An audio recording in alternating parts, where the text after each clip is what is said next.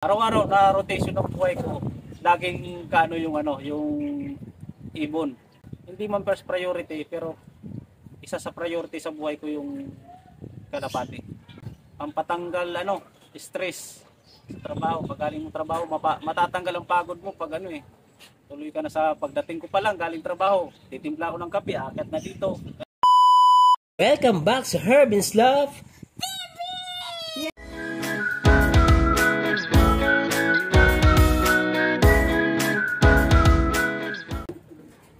Magandang araw mga kahabi. Ako nga pala si RB Rosero, Pigeon Puncher ng Calamba, Laguna, aka Turag Suylog. Kailan po kayo nagsimula mag-alaga ng kalapate or bilang isang pigeon puncher? Pigeon Puncher, siguro dito, 2018. Pero nung bata pa ako, talagang nag-alaga na ako ng kalapate sa amin, sa probinsya sa Masbate. Alagang palay nga ang patukanon tanda ko. Nung magkaroon ako ng pamilya, napatira dito sa Calamba, may nakakwentuhan ako mga nag-aalaga ng kalapati, nagre-race daw. Sabi ko, paano ba yun? Ganun, parang nagkaroon ako ng interest. Paano kaya ang karera ng ganun? Kaya nagtanong-tanong ako, may nakilala akong pigeon puncher na si Aikin Duay Lungsod yun, yung nag-champion ng summer race ng MSPA. Yun. Medyo yun ang nagturo sa akin, nagbigay sa akin ng idea. Kaya mula noon, bumili na ako ng mga breeder kay Justin Tabernilla yun. First time kong bumili ng ibon yun. Awa ng nanalo din ako ng pooling kahit papaano. Yun, lahi noon. Ayun, nagtuloy-tuloy na hanggang nag-upgrade ako, nakakilala ko ng mga nananalo talaga. Nakabili ako, nakakwera ako kay Ray Peña, yun. Doon.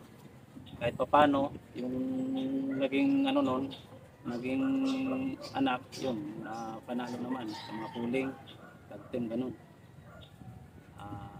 Kay Paulo Basbas, yun, nakaano din ako dyan. Kay Yalo, kay Mark Alvin, shout out, yun. The rest, ganun ang buhay. Sarap pala ng nakakarera. Kasi kahit alam mong cut off na, basta dumating, yun, tuwa ka, galakat, dumating siya, umuwi. Naranasan ko nga rin noon talagang umuulan. Yun, parang nanalo ako Ebra, ganun. Parang Lapuinat, nalala ko yun. Talagang tuwa ako noon. Ganun pala pag ganun pala ang nararamdaman ng isang puncher. Kahit talo, bawi ulit na race, ganun lang. Yun lang mga kabe kung paano ako nagsimula bilang pigeon puncher. Paano po kayo nagsimula kumuha ng mga ibon, yung inyong panimula po dito sa inyong loft? Siguro nagsimula akong kumuha nung talagang talagang pang race na talaga na ibon. Kay Ray Peña, yan, kumuha ko diyan. Kay Paulo Basbas, kay Mark Alvin Yalong, yan. Tapos kay Justin Tabernilla, yan. Yung alam kong mga nakikita ko sa result, yun, doon ako kumuha ng linyada. Bali, Sir RB, doon kayo nagbe-base sa result sa nilipad ng ibon? Oo, doon. Yung mga laging mga nananalo. Ibig sabihin, Sir RB, pagdating sa bloodline, hindi mo minsan inaano yun? Oo, Pini-consider? Hindi. Kasi parang, ayaw ko, parang wala sa ko yung ng mga linyada. Ang importante sa akin yung lahi yung mga nananalo nila. Minsan nga, pinapadala pa sa akin yung certificate nung ibon. Sabi ko, hindi ko kailangan yan. Ibig sabihin, Sir, yung tiwala na lang dun sa puncher na pagkukunan mo, saka alam mong tumapos o kumbaga nananalo. Yun yung kinukuhanan nyo ng ibon. Kasi nung umpisa, focus ako sa pooling ganun Adik ako dun sa mga pooling, ganun, sa side pit Okay. Dati. Ngayon, parang medyo nasabik naman ako dun sa dulo. Parang gusto ko manalo naman dun sa dulo. Kasi mayroon nga nagsabi dyan sa akin na ang ibon ko pang lupa lang Kasi pagdating ng tawid dagat, wala na Parang doon kayo na Sir? Kaya ngayon, binago ko naman yung ko na gusto ko, magpatawid ako ng dagat. Although nakapatawid na rin ako ng dagat ng times Mindoro, ganun. Mm. Pero yung papunta ng Samar, yan, wala pa ako yan. Ah, Hanggang yung- Matnog lang ako. Karera ng South, sir. Yun. Okay. Totoo lang, yun lang. Yun ang gusto ko pang mapatunayan sa sarili ko. Kasi hanggang Matnog lang yung ibon ko eh. Pag kinarga mo ng Kalbayo, hindi na umuwi. Ayun. Sana ngayong South, maranasan ko. Pero sir, sa laro ng Norte, may mga napadulo na po kayo. Oh, first time kong, kasi unang karera ko nung MSP pa days, ganun. Apo. 2019, ata yun, 2018. Apo, sir. Nakapagkarga na ako ng hanggang, nakapagpadulo na ako sa Santa Ana. Nag-clock siya, sir. Yung ibon. Ay, hindi. Finisher lang. Finisher lang. Ah, okay. Yun. First time ko yun. Pan 16, siya, ranking niya pan 16. Kaya lang, nung Last lap. last lap na, ilang weeks na siya bago umuwi. Ah, okay. At least kahit pa paano naman, sir, finisher pala siya. Nakauwi pa rin yung ibon.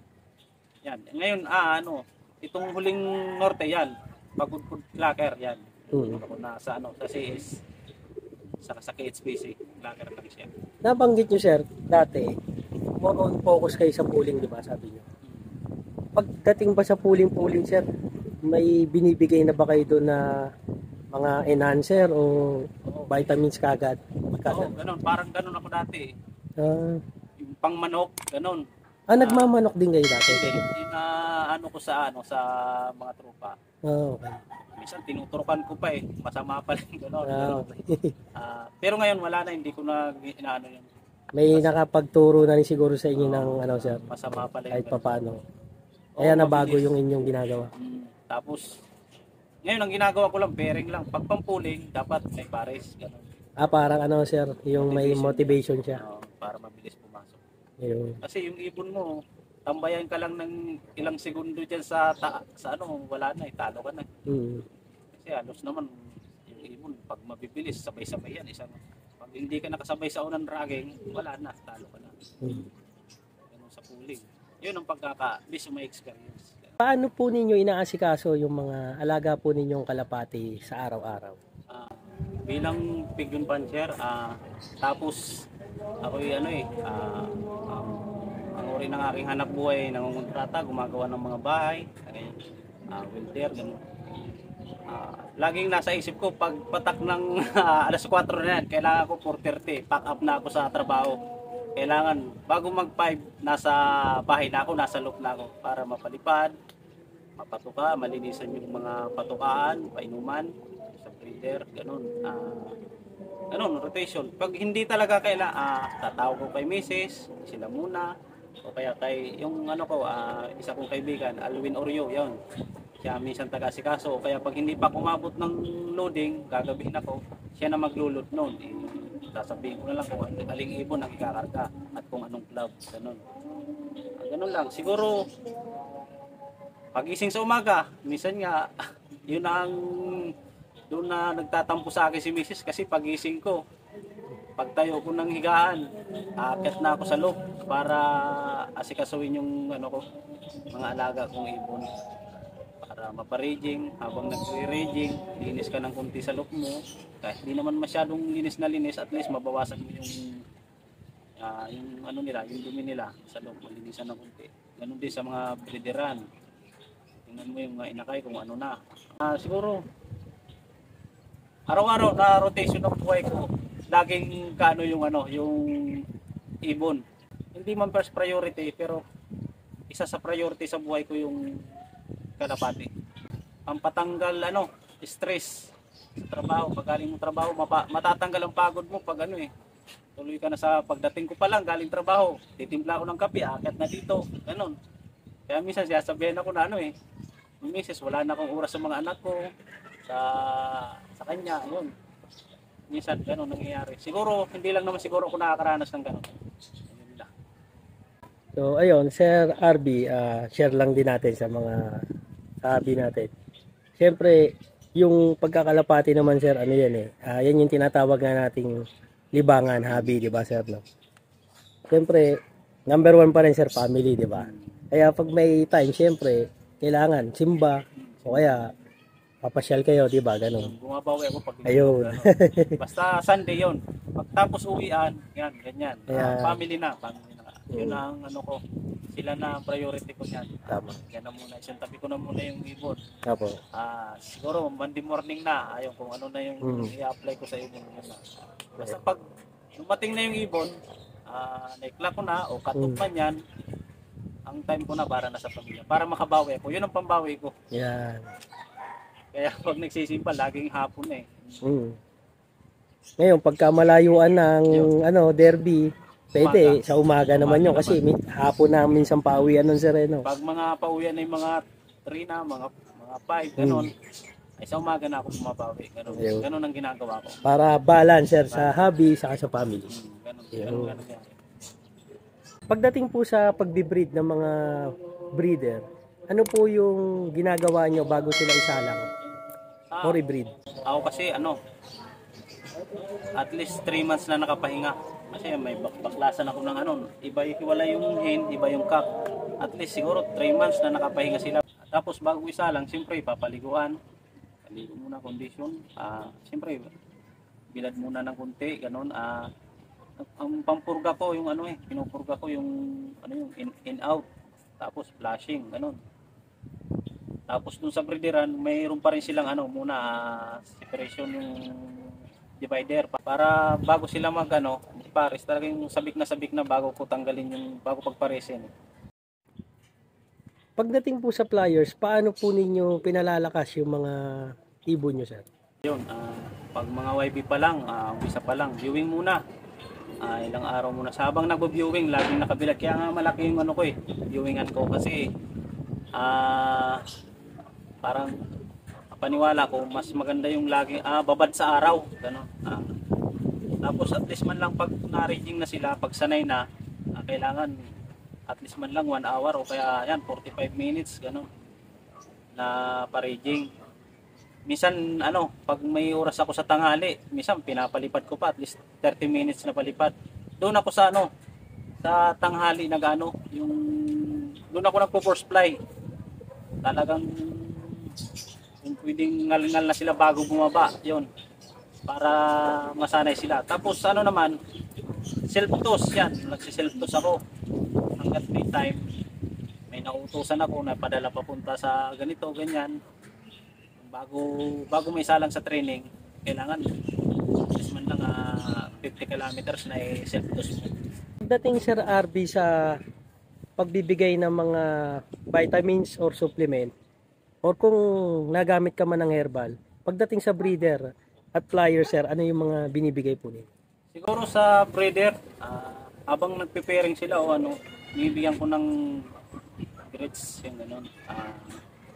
Tapos yan, sinusubuan ko ng oregano, kaya mapapansin mo, marami akong oregano dito.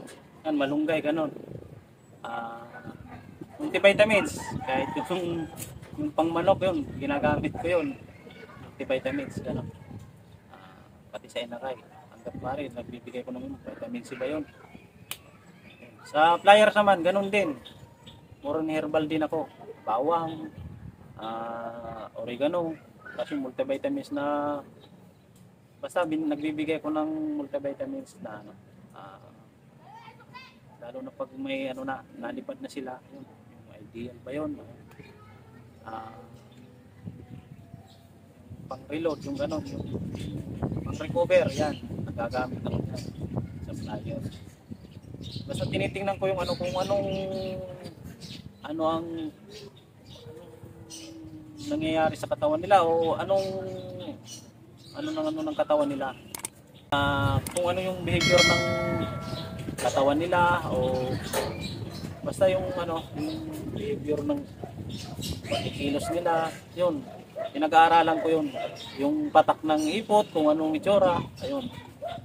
Kailangan, yan, probiotic, gumagamit din ako niyan.